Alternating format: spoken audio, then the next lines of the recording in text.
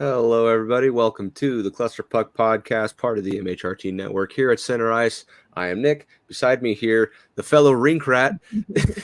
It's Brit. How's it going, Brit? It's going good. It's hot here. We had a broken AC this week, so it was the worst week even possible. Yeah, but we're good now. Were you able to? Did you sleep outside, or what'd you do to keep cool?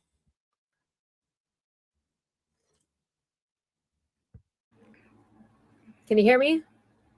Yeah, I got you. Are you there? Oh, okay. There we go. Yeah. So our appliances, this is the story of my life. If you actually know me, my appliances always break the second Michael leaves town for something.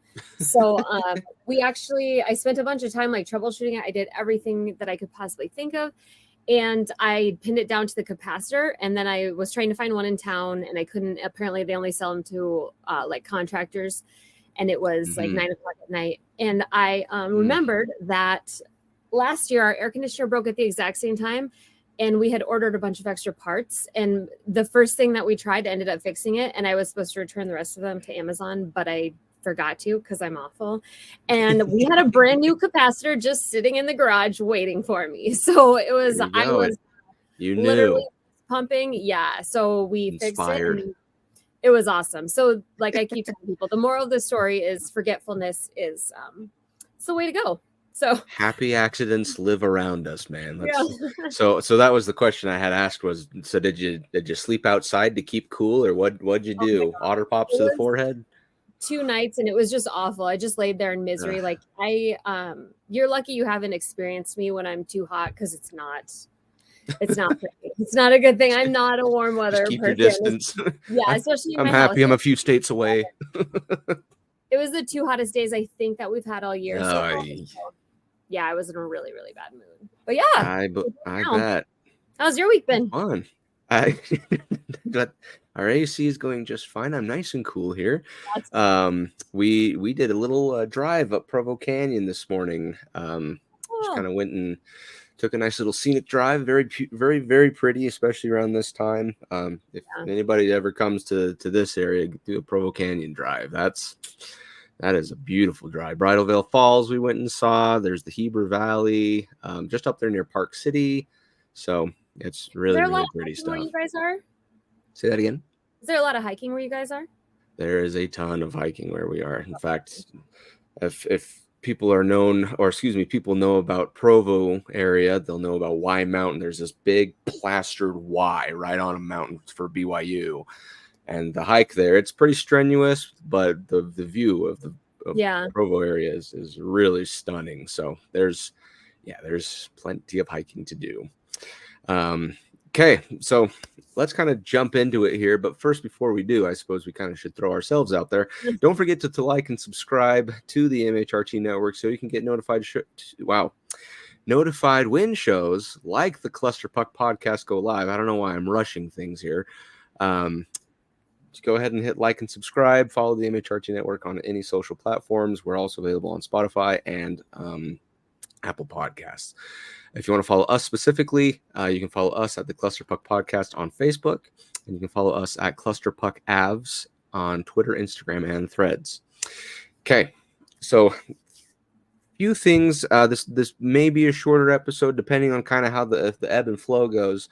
But so last week, and I'm kind of throwing a new question at you, Britt, but the last week, Bill and I had an awesome discussion, he was awesome on there, about next year's free agents. And I got a couple of texts from a couple of people that said they wanted to know your kind of takes on next year's free agents, because the two we had talked about particularly were Devontae's and Pavel Francouz. Mm-hmm. So just to kind of get everyone's feet, just put everyone at ease. A lot of people were very curious about your thoughts. The masses.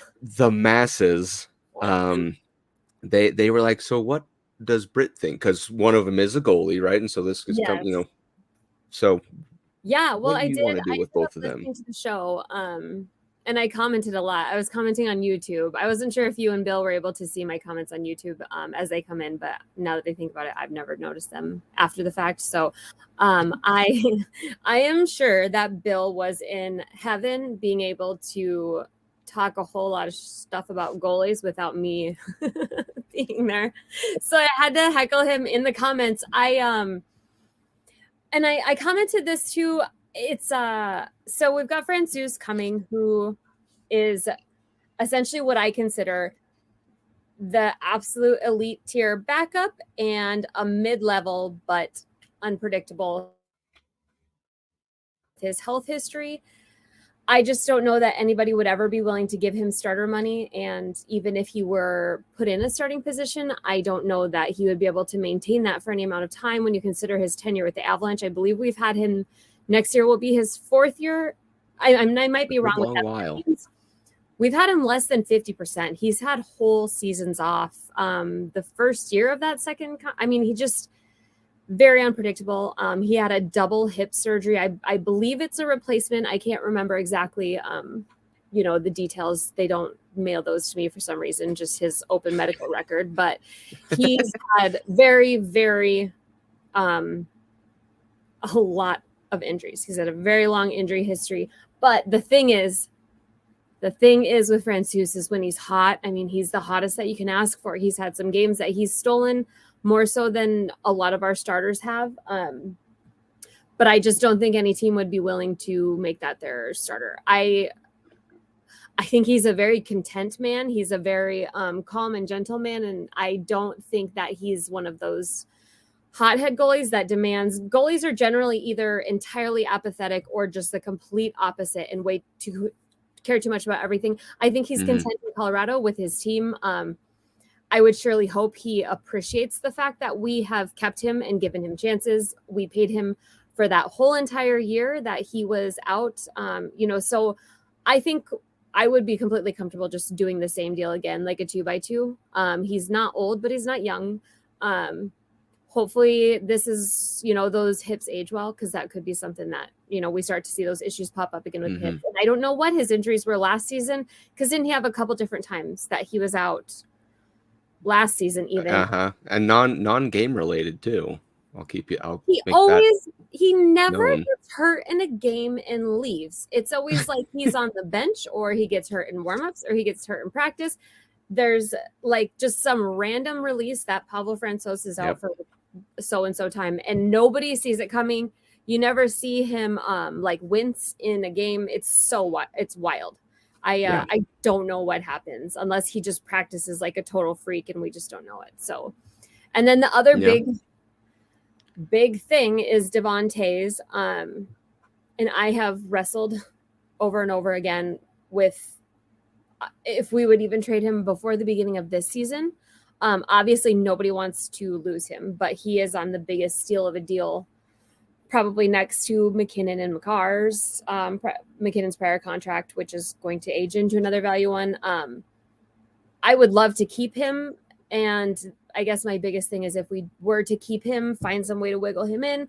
We also have to consider that we've got Rantanen coming up after him.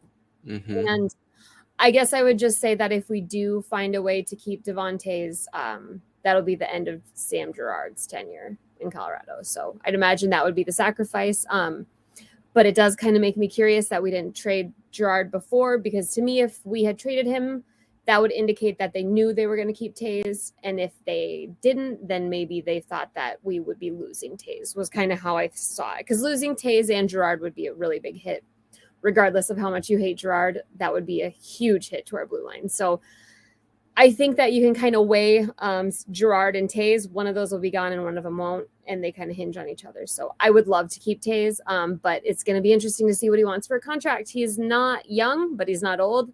And hopefully this year he just has a little bit better year, because last year wasn't his year, really. I mean, he wasn't awful by any stretch of the imagination, but it wasn't who we saw the year prior. So, but contract years, you know how those go.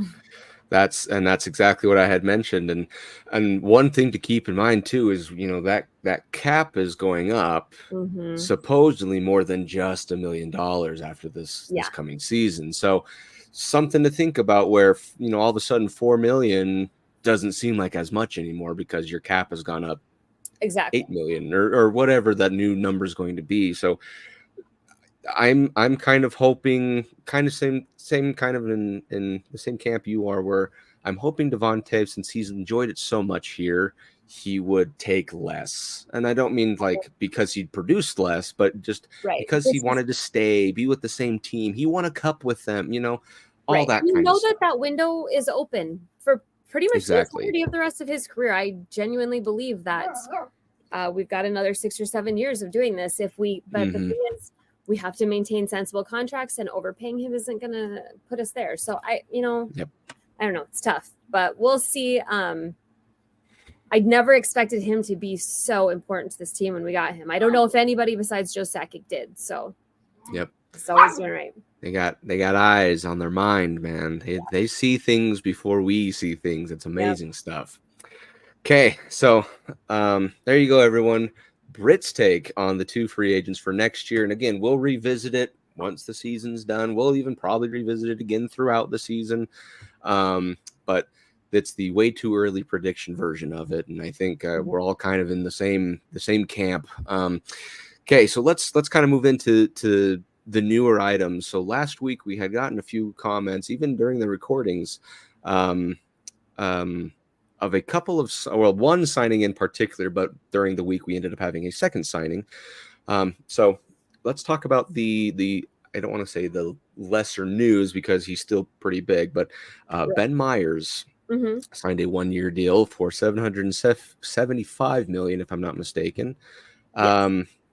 Let's kind of dissect it there. So it's not really going to be a big right off the books type thing. It's a less than 1% of the team's cap. Right. What do you think? Does this kind of the make it or break it for Ben Meyer? What does this deal scream to you? I don't think that he's at a prove it or go level. I honestly was shocked to see his contract take as long as it did to get signed, but with him being an RFA, it's not a pressing issue like it is because he can't go anywhere. So basically he could just sit on standby and he's ours. I think that I don't think there was ever any chance that they weren't going to sign him. I'm not sure if people realize sometimes how much of it was essentially a lottery win being able to sign him. There was a lot of teams that desperately wanted him. He's a Minnesota boy. He's not, he's not and that's what I'm sure that the Wild were just licking their chops for this guy. Come on home. And they need young, cheap talent more than we do, more than anybody in this entire world does next year. And Ben Myers, I just don't think, and I feel like this is a reoccurring theme with me. I don't think that you can take last year and put too much weight into anyone who is in any kind of new situation with the Avs, because I just don't think it's a good gauge. The way that the season went, the lines, the constant chaos.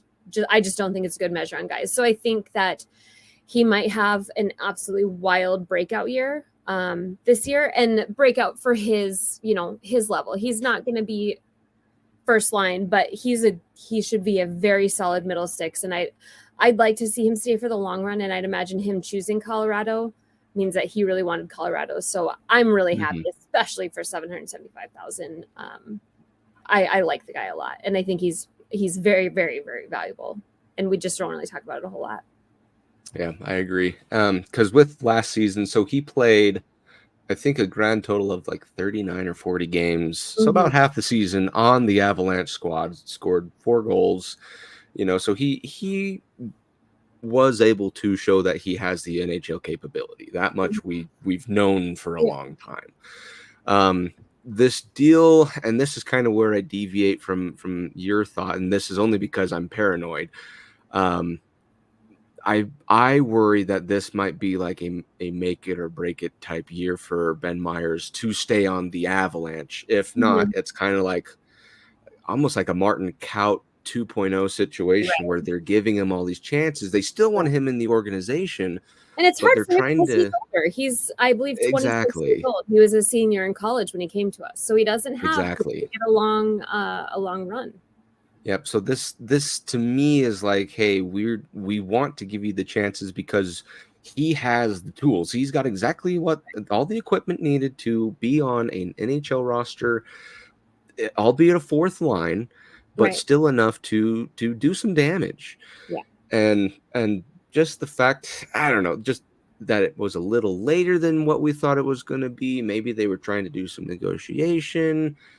Maybe they let him kind of have a little breather before they came back and just threw some numbers at him. But I'm worried that this is your last, I don't want to call it your last chance, but this is kind of your last big one to stay permanently on the Avs roster. If not, it's to the Eagles, where obviously he's done just fine, it seems. Yeah. So I'd love for this to kind of be, I don't want to call it like a warning or a threat in any kind of way, but just kind of an awakening to be like, okay, now it's time to show what Ben Meyers can truly do. This is the chance. Yeah. You know, it's going to be a smaller window. He's a mentally strong guy, so hopefully he can rise up. Exactly.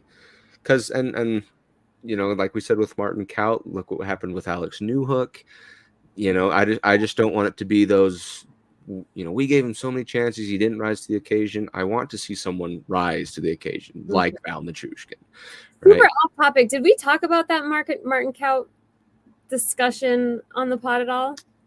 He came out and said that basically he was told that he had to fight on the Sharks. Like he was told who he had to fight at the beginning. Oh, really? I think we might have. Now that you bring that up. And I think the translation probably doesn't come through great, but yeah, weird thing. Weird guy. That's right. Now that you bring that up, I do. Sorry, I forgot if you remember that. About it. That's right. Yeah. Sorry, anyway, no, you're good. I think Ben Meyers hopefully is more emotionally mature than Kaut. I think so. It sucks to see those guys get put in those, because Kaut kind of hit like road bump after road bump and just handled none of them well. And Meyers had last year, and he seemed to have handled his ups and downs well. So hopefully he can do it. Because, I mean, he doesn't have to come in and force himself into the top. He just needs to be a good, stable. He needs to be stable. Exactly. Yep. Okay, so that's the Ben Meyers signing, like we said, 1 year, $775 million. Very low on the books, like I said, less than 1% of the team's cap. The next one, and this one is kind of where I'm a little more excited just because he's coming from the KHL. Yeah. And this is where the Avalanche have signed Nikolai Kovalenko to an entry-level deal. I believe it was 3 years, if I'm not mistaken.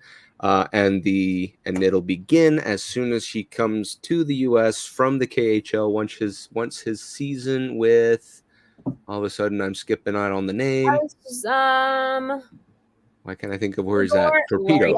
And Torpedo. Torpedo, yeah. As soon as he comes back from Torpedo at the KHL over there in Russia. Okay, Brett. What do we think? Kovalenko's on his way. So I have been like, oh my God, I just don't know how to feel about this. And I've been going back and forth. So I did some research, and I, everybody talked about it, and he's like the only thing left to talk about pretty much. So people went in pretty heavy on him. I am trying to find who I read. I wanted to post for people to watch because I think it was Evan Rowell who did the film pieces. It was on Colorado Hockey Now.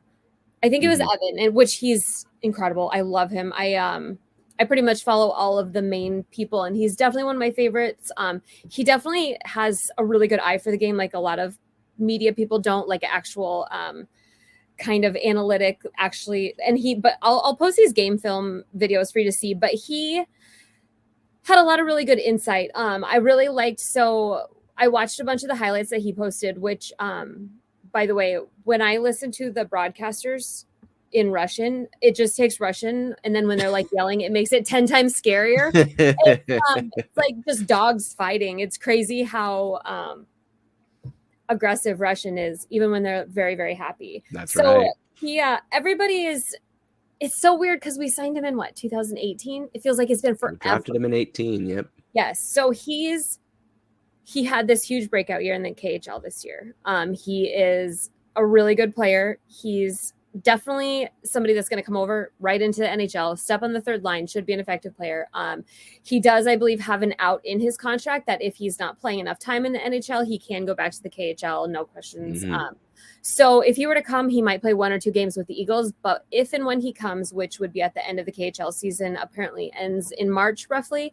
Unfortunately, his KHL team is very good, so they probably would have a little bit longer run. But we could potentially be seeing him right before the playoffs. So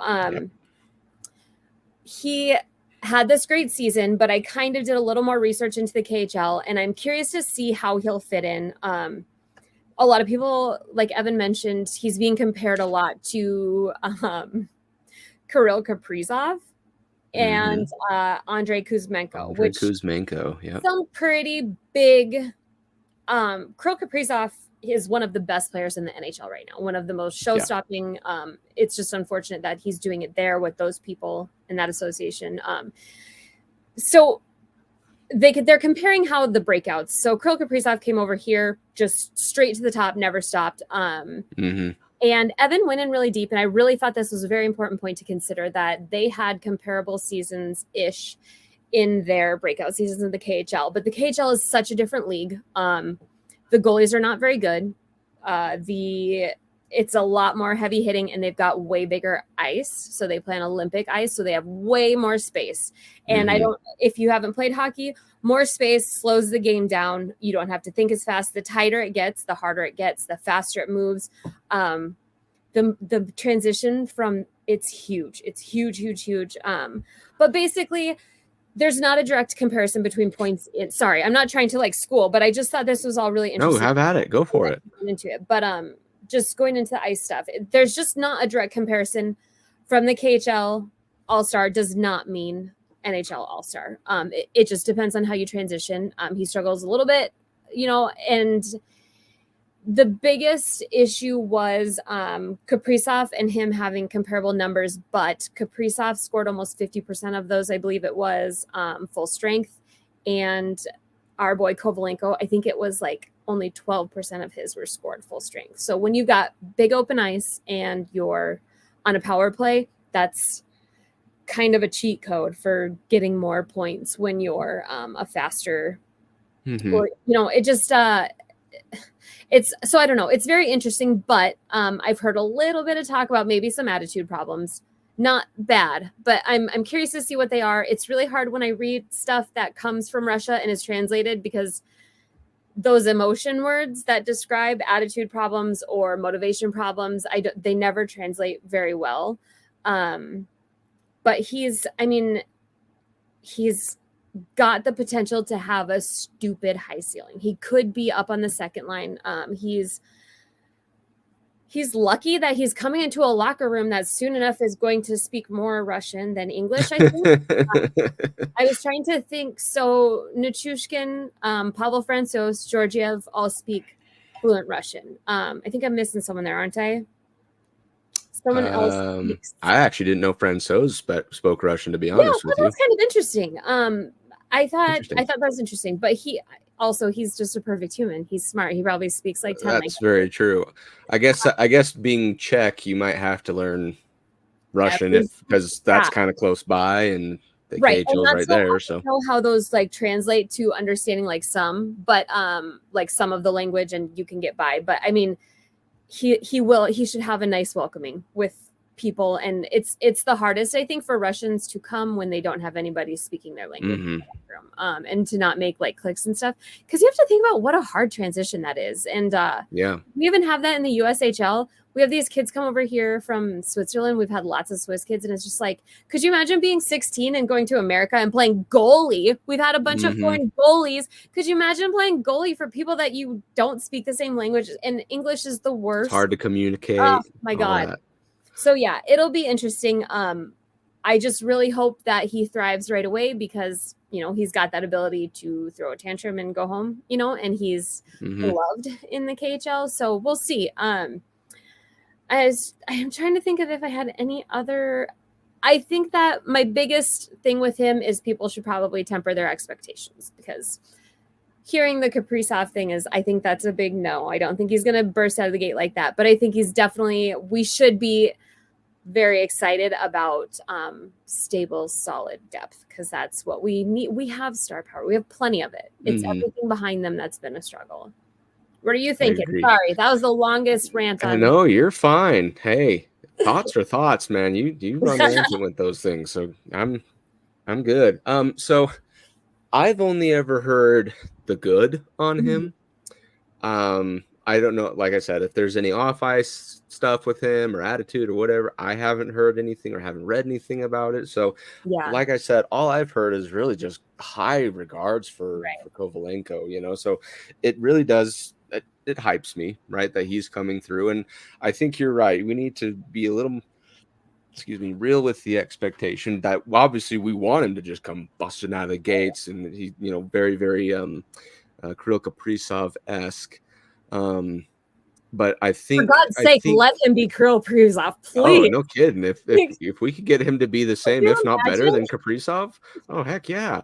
Like, I'd let that man's stealing run rampant, like I said. So from what I've seen is that he is just solid all the way around, offensive, defensive. On this same article from Evan Rowell, like you said here on Colorado Hockey Now, he said, quote, and forechecks like a madman. I love that. I like it. Because if you put that together with the likes of Nichushkin or Lehkonen, stuff like that, we are going to have offensive production and offensive possession like you wouldn't believe, especially if he starts on that fourth line where stuff is just kind of starting to turn, but he can take that over and be the best guy out on the ice when he's got the time there.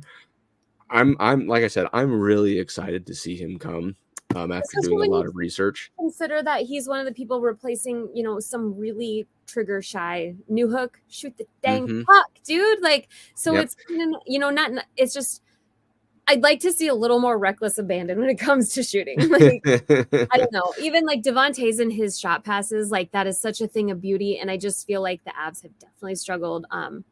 I understand that you don't take every shot you have, but it seems like we need to be a little more trigger happy, and maybe just a madman is what it takes.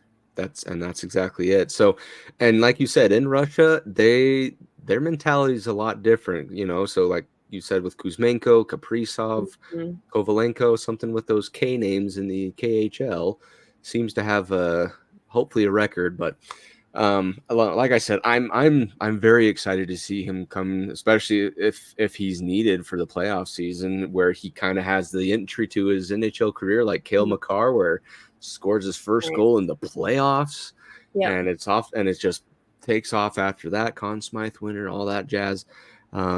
So like I said, I feel like into next year full time, you know. Exactly, right? So I feel like stuff is being kind of tailor made or basically customized for him to really kick it off really well in the NHL. He's got the same building blocks that Kaprizov had, that Kovalenko had, or excuse me, Kuzmenko had. So very, very excited. So like you said, he still needs to learn that there is a difference between the larger ice and smaller ice. But I think just his competitive edge alone is enough for him to still maintain pace of play, productivity, all that kind of jazz. And like I said, he's not afraid to throw his body around. And they say he played on Torpedo this last season in the KHL. He said they played a lot on the penalty kill, which we need special teams guys so bad. You put him on with the likes of Cogliano and O'Connor. We're scoring goals all day. I am A-okay with that, man. Oh, that's an awesome duo. So just to keep that building is gonna be awesome. So very excited to see, like I said, hopefully no, knock on wood here, but no injuries come upon. He plays awesome through the season, so that could be just a nice seamless transition for him from the KHL to the NHL, and he just picks up effectively right where he left off. Yeah, and hopefully he fits in that locker room well. I mean, he's got a really good cast around him, especially when his issue is the offense. We tend to help people get goals, so. Yes, the avalanche effect on Nikolai Kovalenko. I'm grabbing popcorn now. I'm excited. Which kudos to me. I could tell I was really tired while I was looking this up because I searched Kovalev like 19 times before I'm like, what am I doing? Well, that's the thing is the the names start to blur, you know, because like you have Kaprizov, really do. Kovalenko, Kuzmenko, Yes. Torpchenko, like all these Enko names basically I just was kind of delirious by the end. start to fall in order. But no, we'll get the name as soon as he scores a hat trick in his NHL debut. We'll get the name. We'll know it. I'm calling it now, by the way. Hat trick, NHL debut. If I'm right, we're going back to this. Just because we have got to prove that we can actually play some of the people we drafted besides Nathan MacKinnon and Cale Makar. Like above we just seem, is it like a depth? I don't know. It's a pride thing. It's always good for your association to ice people that you drafted. I feel like that is definitely a sense of pride. And we seem to struggle a little bit with that amateur scouting like we talked about. That's right. Okay, so switching gears here. Speaking of new additions, so we're going to talk about here for the next little bit about our expectations and not score predictions, but points predictions for the 4 new guys that we have for the Avalanche. So talking of Jonathan Drouin, Ryan Johansson, Ross Colton, and Miles Wood. So as far as, I guess, let's start with Jonathan Drouin first, as he is I don't want to call him the cheapest, but he is coming in at the less price. Does that do anything with him? What now becomes your expectation with him, and what do you think his final points will look like at the end of the season? So what's crazy is I feel like with the Avalanche, they got Drouin. With him, he is the one that we got for the cheapest, who has the propensity to either be the highest scoring or the biggest bomb. I'll be curious. You know, I like really struggle with these like picking numbers thing. I think it's all going to depend on where they place him. If they do the McKinnon's right-hand man thing, I think that McKinnon will do everything in his power to get Drouin feeling hot. I think you'll see McKinnon's like assists go up astronomically, and Drouin, I think that if he gets buzzing right, I mean, I think that he could pop out. Am I crazy to think a 30-goal season if things went perfect? And that's the perfect scenario, because the opposite end is you could tell me that he scores 0 goals. He has a bad couple first games, but that's my wildly excited is that he ends up with even like say 20 goals, like maybe 35 points by the end of the year. And that's if he's playing with McKinnon. I think that's the ideal situation. If he's got McKinnon and Lehkonen, which side does he play on? He can do both center and left wing.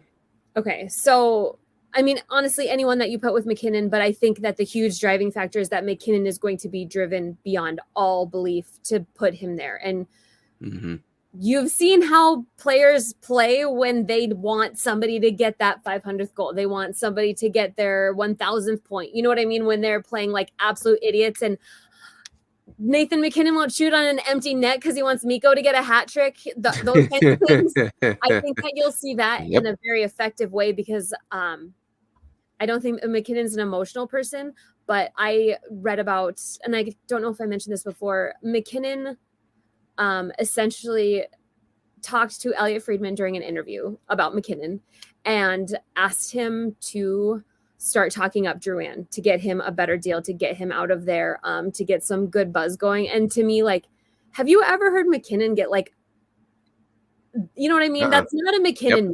That is not very much a good McKinnon. Person, but he's not an endearing person like that. He's not an emotional, he's very emotional, but he's not like that. So this is his guy, and I think he'll do anything to make him succeed. So, and Drouin wants to succeed himself. So I want this to go the good way.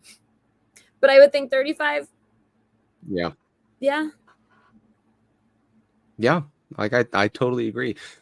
So I think that like if everything goes exactly how we want it to go and how we're playing it out in our minds, right? It's easy for 30 goals to be a viable option, right? Mm-hmm. Or an achievable number, I should say. But that being said, as far as production goes, and if we're just going to play numbers just for numbers' sake, if I could see Druin hit 15 goals and 35 assists for a total of 50 points on the season, I would have thought that was awesome. Right. And even right, especially for what you're paying for him, because it's like exactly. you What do still you have to keep in get mind you're not losing anything financially, really, right? And the thing is, if he gets to that, you know, for lack of a better term, the experiment worked.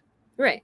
Right. Even if Well, you got 10 goals, 30 assists, you know, realistically expect out of your average $785,000 player. I mean, about the 2 goals that he's been getting. Was it 4 that he had 2 last year, or whatever the last?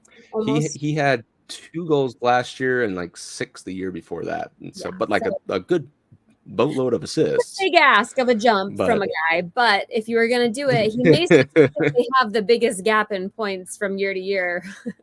if he does, I have a lot of faith in him. And I just really want it for him. The guy's just stuff has just sucked for him. So I know, no, and I totally agree. So I think just the expectation is for him to just come and do solid production. Right. It doesn't have to be off the charts, astronomical, nothing like that. And I think he's worth keeping at exactly right. So if he gets like, sorry, no, you're good. It's the lag is starting to hit effect, but even if like 10 and 30 for 40 points, I still think that's a nice home run, you know. So I think 15 and 35 assists, I think that's the number to go to. I think with 82 games, he can get that, especially with what you mentioned, Nathan McKinnon being on his side, cheering him on. A new team, he wants to impress. Like, there's a lot of different reasons for him to go and have that behind him to go out and do things. And like we said, it's not going to hurt us because financially he didn't cost that much. No, and he's never had a situation to have better mental health, you know, set up ever. So this should be the ideal place and people for him to be with. If you struggle with mental health, I can't imagine a worse place to go than Montreal, except maybe Toronto. So, couple places, huh? And most of them in Canada. It's weird. That's it's the Canadian effect, right? No pun intended. So next up on the list here is Ryan Johansson. We traded him for effectively nothing, right? In fact, they just said, here, have him for half price. And he cleared a roster spot. He cleared a roster spot, and obviously with Nashville, they were kind of just clearing out all the what they would describe as the raw meat, I guess. Players that weren't exactly helping him anymore. New look, you know. So him and Duchesne, they're out on different teams, and we happened to get Ryan Johansson, which I was actually very excited for. So, me too. Yep. What are your expectations for Johansson coming in? What do you want him to do this season? And then again, points. What's a good point stat for him?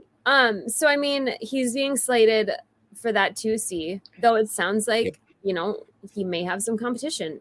People really do think that Ross Colton can slide in there and take that. He is probably the next in line for. He's very unpredictable. He could go out. And the difference between him and Drouin is he has had very successful seasons. There's a reason he was getting paid $8 million. I would expect him to put up somewhere in between. What was that highest point season that he had? I think it was in this. He had the 63. Well, he had a 71 point season with the Blue Jackets back in 14-15, but a couple seasons ago he had 63. Yeah, I really think that you could see him get around 50. And another thing, and this is a reoccurring theme in, you know, our new guys, is we got to see him stay healthy. And that's almost as much of a win as anything, regardless of if he's just reliable enough. The health is what's going to help us. But I really think like I keep saying, I think he's going to have that Avalanche boost. I think we help people get to where they belong, and he's shown that he can do it. So I really think he could be somewhere in the 40, 50 points. Yep, I totally agree. And you hit it right on the head. He is the staple down 2C. He is our second line centerman for the Colorado Avalanche this season. So that being said, there's a lot of pressure on him than anybody else right now. Granted, he is, keep in mind, a typically $8 million a year, but Nashville's keeping half of that. So again, it's not going to be the worst thing, but at the same time, $4 million, it's a little more than what Druin is going to be making, right? So the expectation does jump. Exactly, right? And we have him for 2 seasons, keep in mind. So this one, it's not a contract year, so I don't expect him to do all this different stuff. However, my expectation for him out of the 4 is actually the highest. Yeah. So what I'm hoping, again, this is assuming he plays all 82 games, injuries don't happen, because injuries have been a thing for him the last few seasons, -1, I think a couple years ago, that 63-point season. Unfortunately, they were odd injuries. It doesn't seem like anything would linger extensively. So exactly, it's whatever. Yep, and the trend stops here, right? No odd injuries. Welcome to the Colorado That never Avalanche, happens right? in Colorado. That never happens here. You slice your we only have stupid injuries. Yeah. So for Ryan Johansson, what I'm expecting to see from him at minimum, right? This is a minimum that I'd like to see him meet, is 25 goals, 40 assists for 65 points. Yeah. That is enough to call yourself a bona fide 2C on the Colorado Avalanche team. Is he capable of having 30 goals? Yes. 35? You bet. Could he pull a Kadri and just all of a sudden have 50? Could be, Well, but I think if we see a healthy Nuke back and he's on a line with Nuke, though, that big angry line should really he is the raging bull that will wear number 12, right? And that's going to be just the most amazing thing, especially if he, and you've seen it, and I saw you send me the Twitter pictures of him on those Nathan MacKinnon socks. He's excited to be part of the team, right? So just that excitement alone motivates him to want to do stuff, to show that he's happy to be an Avalancheman. So 25 points, 40 assists for 65 points, I think is a great start. I think he could achieve that, health pending, I should say. But I'm very much interested to see what our new second line center provides for us. Especially when he knows we just booted the guy that was supposed to be the 2C before him and do a great job. So he needs to make some new shoes. Really, he's not even filling any shoes. He needs to exactly. He's fashioning his own. Yeah. But yeah, you're absolutely right. We have laid the groundwork for him to go and just be what Joey is. You know what I mean? So yeah. Well, and to go into the next player, people are talking about there could be some healthy competition between the two of them. I would love to see both of them good enough to be a 2C, in Ross Colton and Johansson, because there's good things to come out of competition amongst teammates. Except between goalies, like the backup goalie, startup goalie thing is so weird. I couldn't even fathom doing it in the NHL. Like trying to be the way that Swayman and Jari were, like so in love with each other. But when does that end? When you're like, somebody else gets chosen, you know what I mean? Eventually somebody else is the guy, and that has to hurt so bad. It does. Sorry, that's a no, you're good. And let's actually talk right into it. Our new number 20. Number 20 is what he's going to wear. Ross Colton. And let me jump back, since I'm also throwing out jersey numbers. Jonathan Druin is wearing 27 for the Avalanche. So I just want to throw that out there. Very close to Nathan MacKinnon. I wonder if he did that for a reason. Anyway, number 20, Ross Colton. He's going to be technically your third line center, but you said he could give Johansson a run for his money. Yeah, and how many years did we sign Colton for? 4 years. So yeah, I mean, it's a better investment for us to groom him to stay in that 2C if he can, because 2C seems to be the relentless issue within the NHL. It's always that, like the constant, always the bridesmaid and never the bride is kind Exactly. of what the 2C position feels like. So if you can find somebody that is a 2C lifer, or at least like part lifer, that's really, really good. Yep, I totally agree. So Ross Colton, my favorite thing about Ross Colton is that he still has that new car smell to the NHL. You know what I mean? He's The only baby. played 3 years in the league, and he's gone to the Stanley Cup every last one of those times, and barring last year, I guess I should say. So he has plenty of playoff experience. In fact, he scored the series winning goal against Montreal. Mind you, that was the thing, Montreal and Toronto or Tampa Bay. He is already certified experienced for having this only be his fourth year in the NHL. Mm-hmm. I think we're picking him up at a fantastic time in his career, right? Because with Johansson, he's been around the block, right? Yeah. He's seen a thing or two, and he's broken a thing or two, right? But with Ross Colton, he has a lot of time left in him, right? And this is the point in his career where it's like LFG, and exactly the Lightning chose him and liked him and iced him, and that team doesn't take anybody who isn't hungry as a person can be. So I mean, honestly, him playing for Tampa is very indicative of a successful person, because if they do anything right, it's been picking people, except for Jeannot. That's right.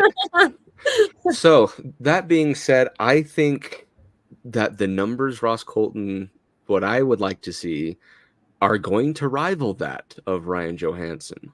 It's going to be 25 goals, 25 assists for 50 points on the season, because remind you, he is third line, so the expectation isn't as high for him. However, I like the idea of still being able to have, with all these new pieces, Drouin, Woods, everyone, you can start to play those games where you can throw lines out with any different combination and make it work, right? And I'm really excited to see the mass chaos that will occur the first game that they really shit the bed. It's gonna go crazy.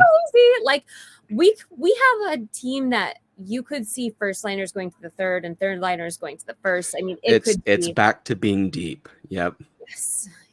And that is a breath of fresh air. And Ross Colton adds to that with his youth and his energy. Yes. Right. And he, again, he is just beaming with excitement to be on the team. Like when I heard, because, being on the Lightning, you're just like, oh, I can't stand anyone. And Ross Colton this. But then all of a sudden he's on your team. And he was excited to be on your team. And all of a sudden you're just 360 or 180 your entire opinion on him. And now I love the guy, right? I'm so excited to see him play. So 25 goals, 25 assists, I think is a good start for Ross Colton. I think he can very much get to a 50-point season.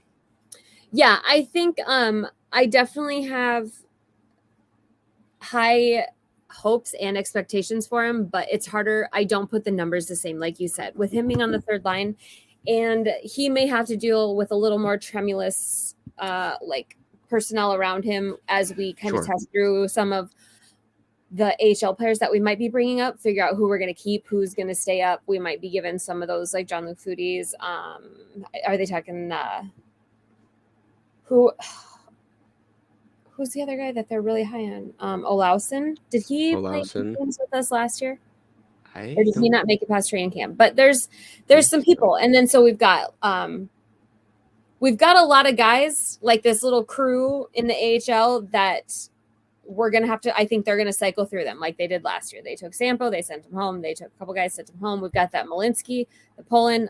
Those are two guys that should be really close to NHL ready. They're old guys, just like Ben Myers. These are 20, and I don't even know how that works with college signings. Do they have still free agency at 28, 26? I don't know, actually.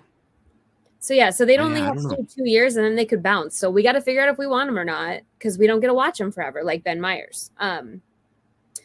Which I guess because Ben Myers was restricted, but he's younger. So I'll be curious to see how quickly we have to act on those college signings.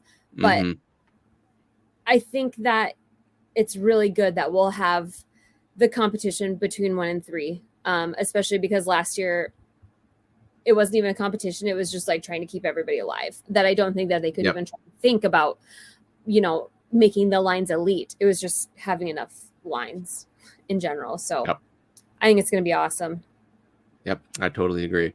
Last one, definitely not least by any standard, but just the last one is Miles Wood.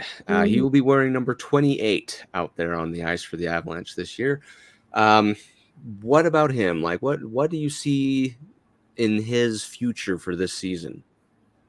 Hopefully, like a whole 6 years worth of good stuff. No kidding. He is just such an odd guy. I've really enjoyed like learning about him. He looks so young. So he's played 402 NHL games. And I don't know like what years make you uncomfortable, but he was born in 1995. Like he was born in the mid 90s. It's so weird. It's like that was my birth year or something like that. Oh my God. But he's actually only like 2 months older than me. I know, but could you imagine being who you are right now and having just? I know. I mean, he's over here making bank, and yeah, if he finishes that, I'm sitting on a chair. 1,000. I mean, he's and the thing that I like too is that the Devils didn't want to lose him. They weren't like those cap casualty guys and the guys that just don't quite fit in your system. They suck to lose.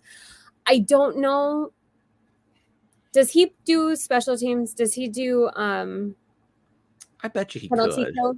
Because the thing is it sounds like this guy's not like fantastic on just regular plays, but he's like this breakout specialist. He's so freaking fast, but I don't know how many goals you can rely on in a season for that. I mean, he doesn't seem like a huge goal scorer, but he's good for the breakout. I mean, he hasn't scored a ton. The best I just really think he's going to be like a 10 goal, like 15 assists, maybe. Especially where we put him. I mean, where do we have him slotted? Do we have him slotted? He would be right at third line left wing, I think, is where we have him. That's what I was thinking. So, if he's in that kind of rides with Ross Colton, if he's going with Ross Colton and Ross Colton is working his ass off to get the 2C, that'll, boost everyone around him. But I just think that his speed is going to get him a lot of stuff, especially if he is on that penalty kill. If you've got Logan O'Connor, who I very, very, very, very often line mate for Nathan McKinnon. Have you ever just thought that's Nathan McKinnon and it turns out to be Logan O'Connor? It's insane. So fast, and he skates a lot like McKinnon, but that could be lethal out there with those two. We're going to score the most shorthanded goals anyone ever scored. So, all of our goals are going to be shorthanded. What are you talking about? Yeah, that's the only way we'll score. Make up for the problem is that Miles also puts himself in the penalty box a lot. So if he's in the penalty box, he's not going to be doing the penalty killing. So yeah, that's kind of where I sit with him. I don't think it's super high scoring, but depth. That's what we need. That's exactly right. And like you mentioned, since he's going to be there with Logan O'Connor, I'm hoping those two become that third line tandem. Even with Ross Colton, I don't want to call it like the new kid line, because that would probably make my wife really upset to hear that. But basically just this rowdy misfit line where their job is to cause this chaos, and all of them are very fast, and like Miles Wood is very zippy himself, right? So the fact that he's even wearing 28 to get as close to Nathan McKinnon as possible, that's saying something. No, so does that give us a 26, 27, 28, 29? I think so. Is Georgiev 30? Or is he? I always he's 40. 40. He's 40. I always think that's Kemper, but I don't know why I can never. So all right there in the same area, but So where Logan O'Connor, this is kind of where the difference, for me, comes between Logan O'Connor and Miles Wood, is that Miles Wood has and this is no slight to Logan O'Connor in no way, he finishes a little better. Right. He might have the puck luck on his side, but he's able to finish.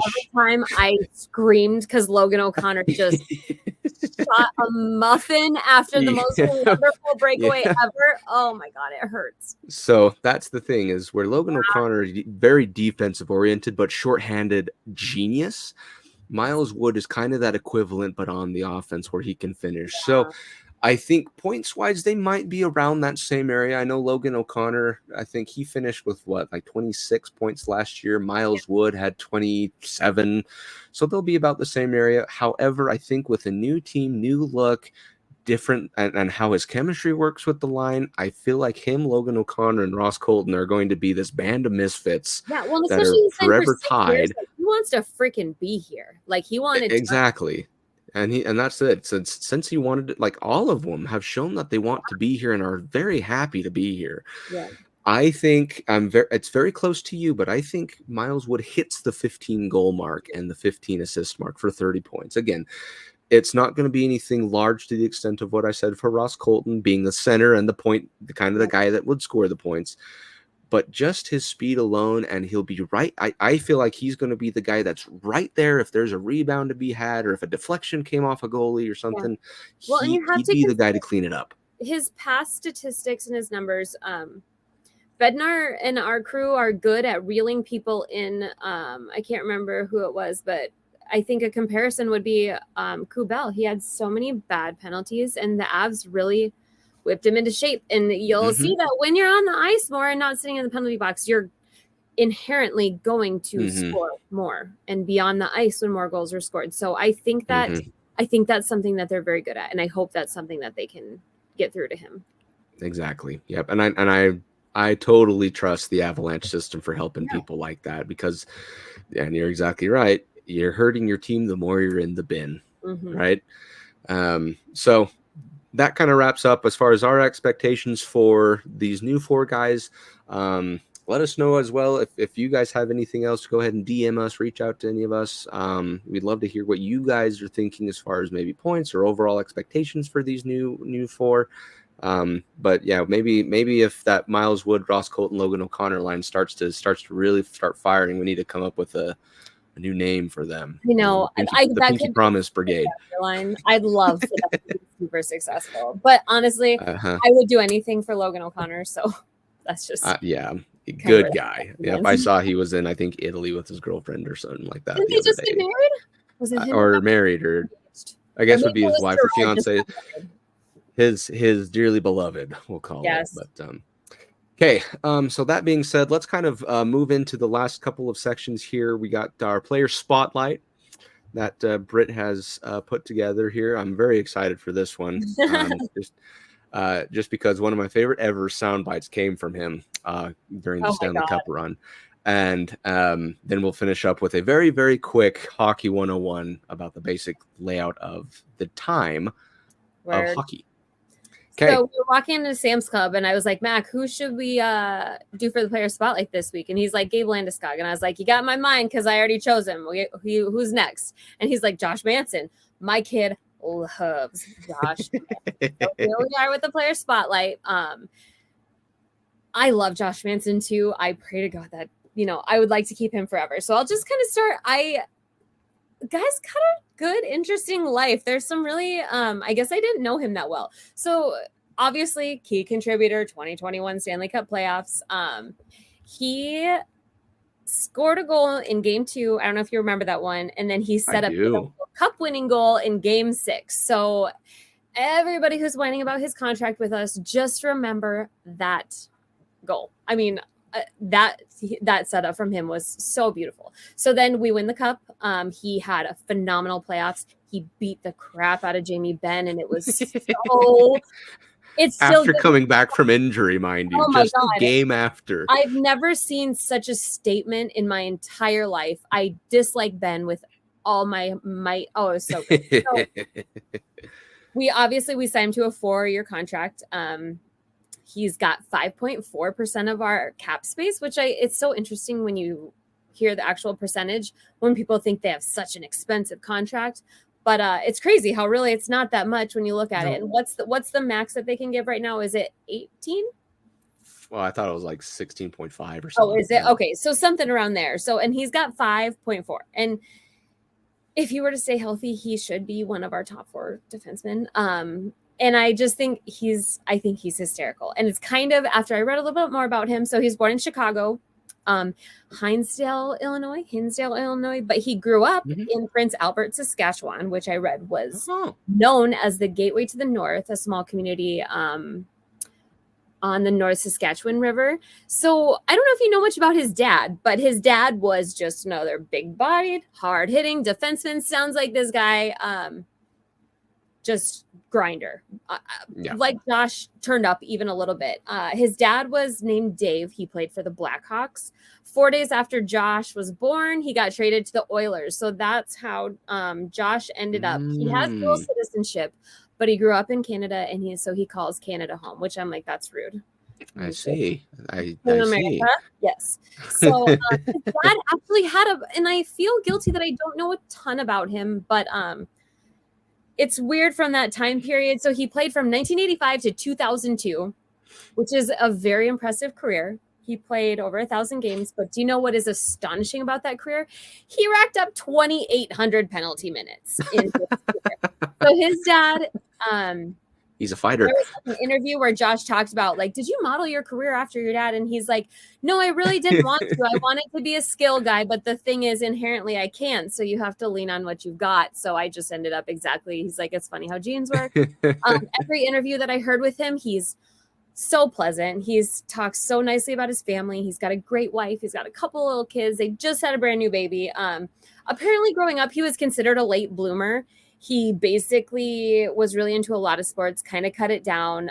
He ended up finding himself playing 3 seasons for Northeastern University.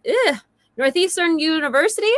Is that really hard to say, or is that me? But that would be the college with my favorite logo ever, the Huskies. So they have a great logo. There you go. So he basically talked about like where he found that bloom in his play, where he kind of transitioned from just another Canadian that plays hockey, don't we all? And he something that he apparently worked on really hard and that he takes pride in is that reading the play, really anticipating the play and knowing where to lay those big hits that ultimately lead to puck, turnovers, possession changes, which is what, a check is intended for. So that's something that he really put a lot of work into, was just understanding the play, which if you're not going to be fast, what you got to do is be smart. And so I think that's really interesting because we certainly saw after the injury last year that he is not the fastest guy ever. Hopefully he comes back a little bit faster, but you could definitely tell that those legs were hurting. But I just thought that was really interesting because I think that people talk so much about physical play and being in the best shape and being so fast, but I think it just kind of comes back to Wayne Gretzky over and over again, that the hockey IQ always wins. If you're mentally ahead, then you don't have to be physically ahead. I just think it's super interesting that he got there, but he actually had a pretty successful college career.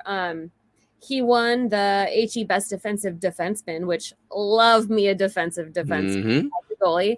And he was named to the 2013-14 Hockey East second All-Star team. All of these have a lot of words now. Wow. That was a first-round draft. I did not realize that he was selected in the 160th overall spot by the Anaheim Ducks. So he played with the Ducks. I think it was for about 7 years before we got him. Alternate captain too. Yes, he had it probably, and I'm not probably, but it really hurt the Ducks to lose him. I mean, he was a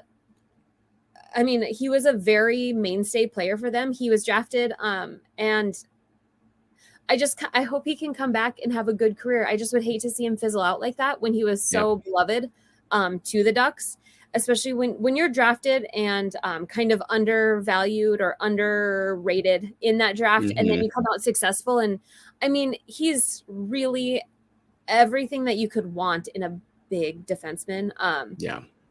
But the thing is he brings the most joyful presence that I do not understand how he can beat Jamie Benn like that. And okay, so can we play the video on here for him just super fast? The bench video. Yes, the bench video. That wasn't the one I was thinking of. Oh, is it? Are you talking about the chicken? The free chicken? No, I was talking about the goal he scored in overtime. Oh, look up. Oh my gosh. When he first got to Colorado, look up the free chicken video and I'll tell my Oh, I funny saw that one. Let's so see. his I've been trying to find a good funny story for everyone, and I love there was so many with him because he's hysterical, and he's a pretty religious guy. I found a couple of podcasts where he does like a sports religion mixing, and he talks a lot about his life past, but he's so funny. My favorite one, everybody loves these like fairy tale draft stories. Like one of my favorite moments is the Hughes brothers screaming their heads off in their living room during the COVID draft and all the suits and ties and stuff. Well, he didn't think that he was going to get drafted, so he didn't go. And he thought that it was later in the day, so he wasn't watching. And apparently he literally just forgot about the draft until he got called and somebody told him he was drafted. And that was his like, because you know how there's always those like stories about where you were and who you were with and what they wore. And yeah, he just got a call and somebody said, "Hey, you're drafted." And he's like, "Wait, isn't that tonight?" So he just seems like so airheaded that that's definitely something he would do. All right. So I got the video pulled up here. First game, I don't know how to do. I think this was his first ever game. I don't know if the sound works on. Let's see. I'll play it.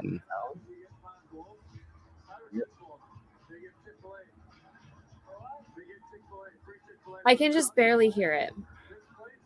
Okay, so let's see if maybe I need to turn up.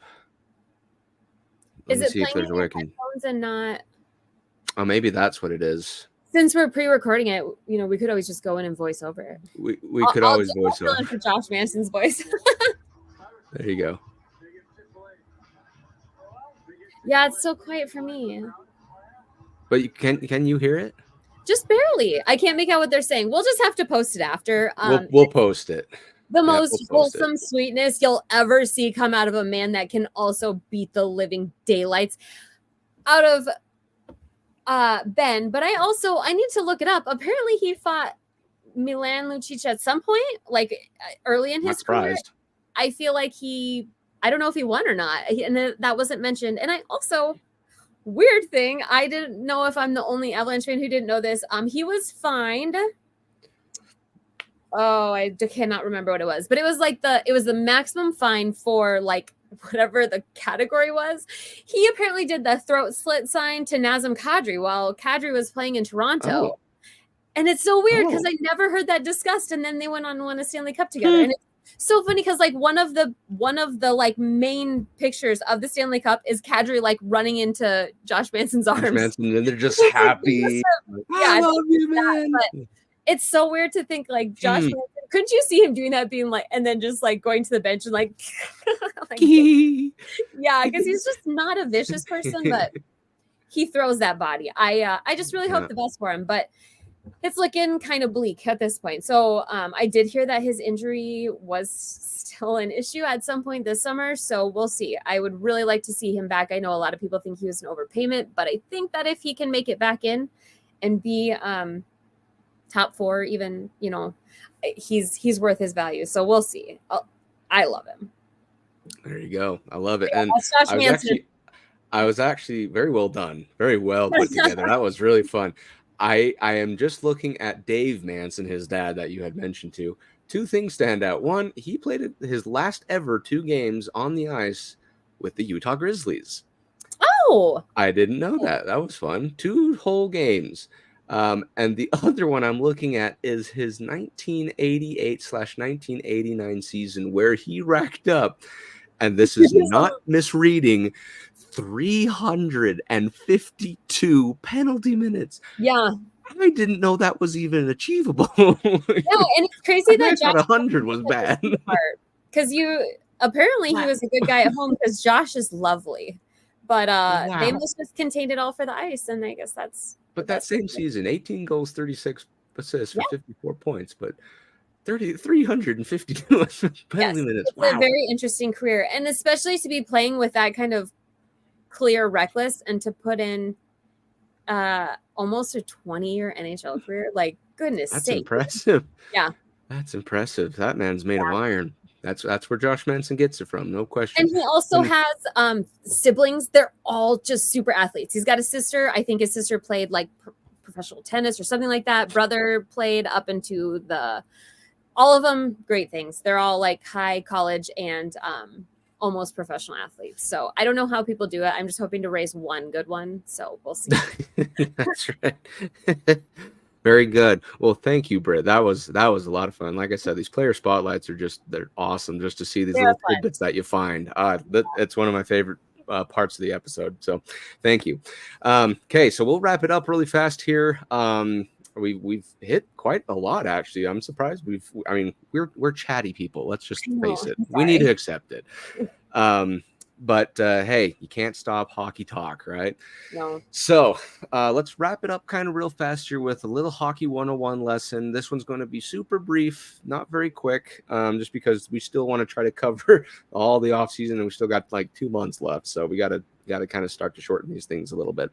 So this hockey 101 lesson is going to be about the overall game of hockey, specifically talking about time.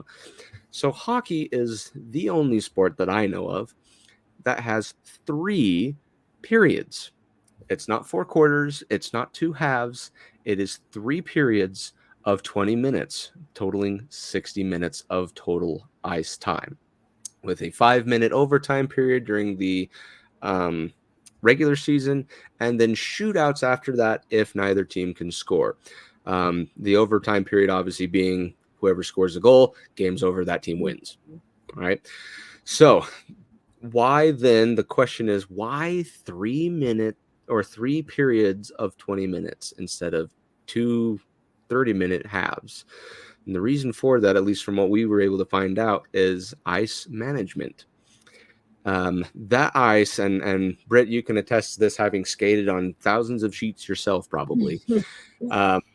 That ice can get torn up pretty quick, and it deteriorates at a, I don't want to call it an alarming rate, but a very quick rate.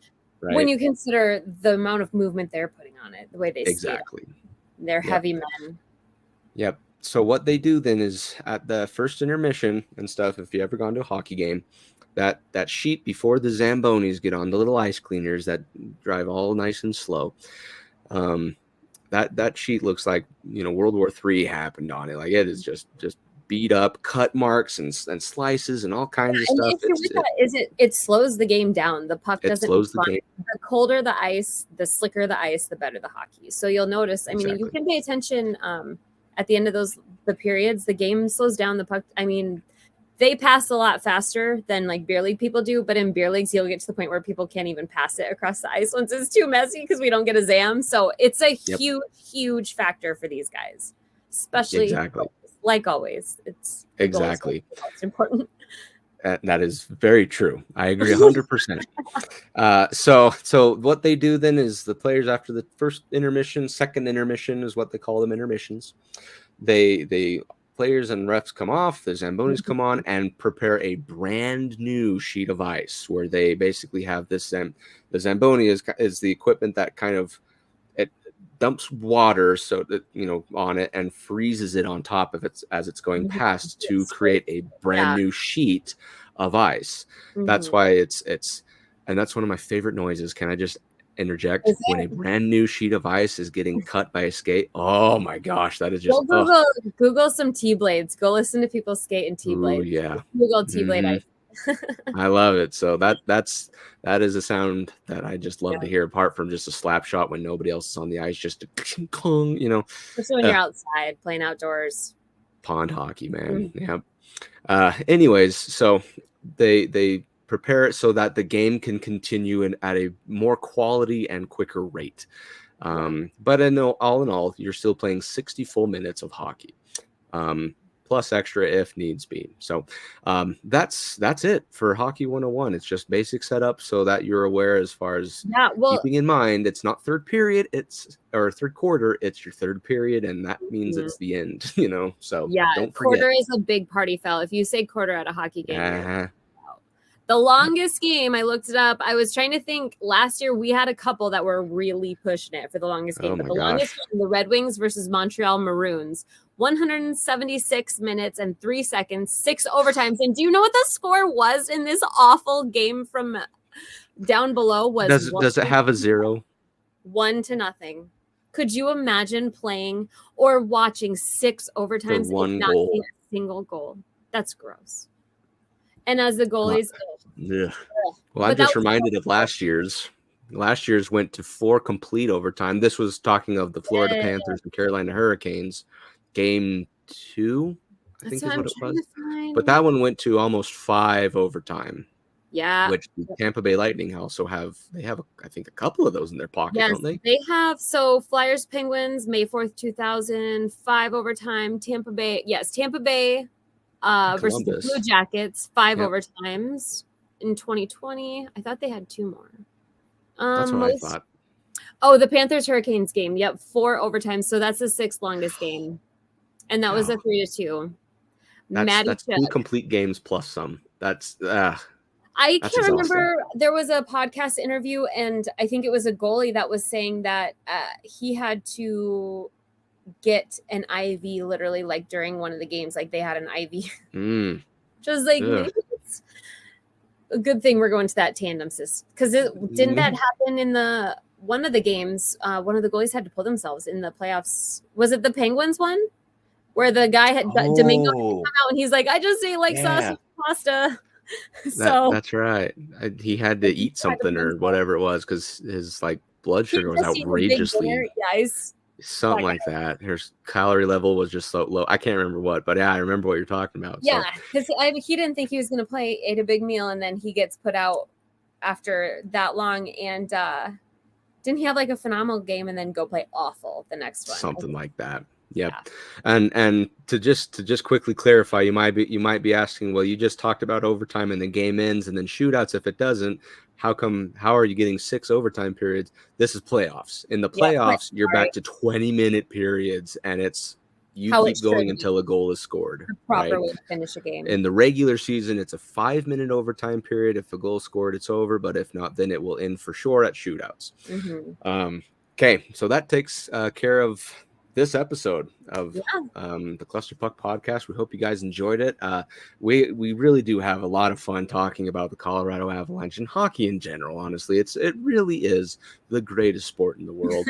and keep in mind, I'm about 6 years now officially kind of into it, and like I said, it's a for life type deal now. It's like once you go in, you don't go out, and you don't want to go out. So it's always fun to talk. Seems good.